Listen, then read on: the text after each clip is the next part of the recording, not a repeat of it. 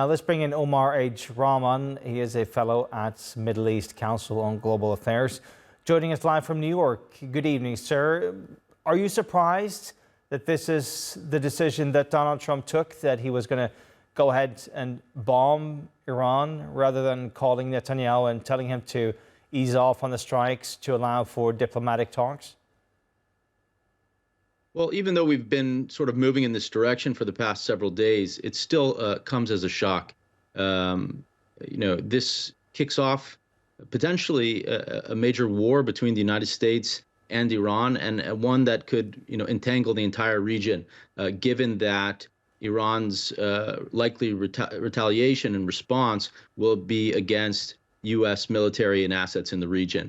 And those are obviously hosted and housed in other countries in the region. So you have the potential here for strikes against U.S. assets in Bahrain, in Kuwait, in Qatar, and elsewhere that could drag in other countries. So it's a very shocking, I would say, outcome. Obviously, there was a bit of deception that was happening. Trump, even spoke yesterday about needing 2 weeks to decide while moving in this direction. You have people within the MAGA movement within the United States who were pushing back on Trump not to take this step.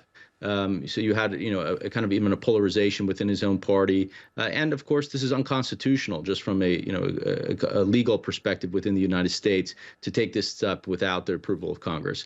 So yes, it comes as a bit of surprise, not altogether, because this was the direction we're moving in. And I would say Netanyahu ultimately got what he wanted. And I think he was able to convince the U.S. president that this was, the best outcome, and that Iran would capitulate after this.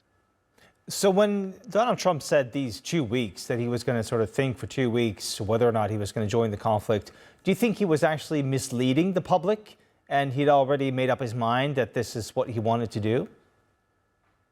Certainly, I think this time around. I mean, I don't think you would say yesterday that you need 2 weeks to decide, yesterday and the day before, and then start moving B-2 bombers around the world and carry out these strikes in the middle of the night. So yes, I think this was a bit of a deception. Whether the previous rounds of negotiations were also a part of that larger deception that gave that kind of lulled the Iranians and gave Israel the kind of initiative to go in there and take the Iranians by surprise.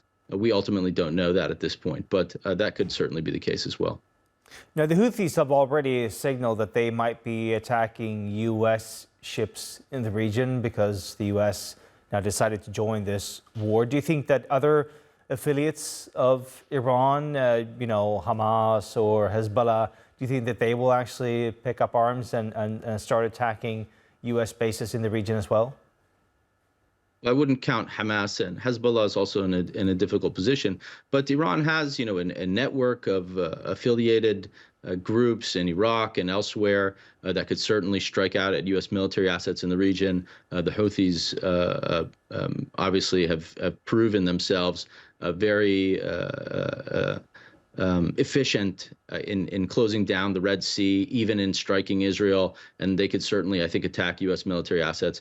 I mean, the United States has tens of thousands of troops in the region, multiple bases at which to strike at, and so I don't think there's any shortage of targets should Iran decide to pursue this. We ultimately don't know what Iran's going to do. We don't. I mean, the whole situation, this whole war has been very murky. The Iranians and the Israelis have both closed down,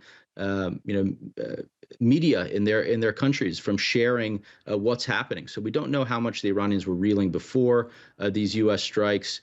We don't know what their situation is now.